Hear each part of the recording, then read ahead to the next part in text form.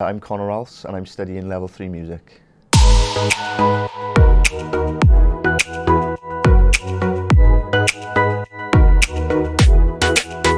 The reason I chose Coleg y Cymoedd was due to coming in and meeting both Scott Howells and Scott Jones. They brought me in. I was a bit unsure whether to start in this college after being to uni. But when I come in and I seen the facility and the equipment and all the things that the college had to offer, it was a no-brainer. It was definitely the right decision for me. Some of the skills I've learned this year has been mainly my production.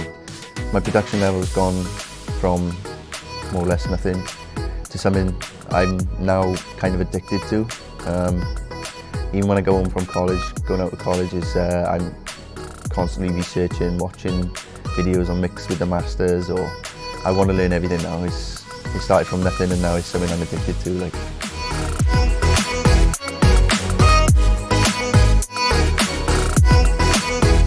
I would recommend Coleg y Cymoedd to anyone. You have to come to this college to really understand what I mean.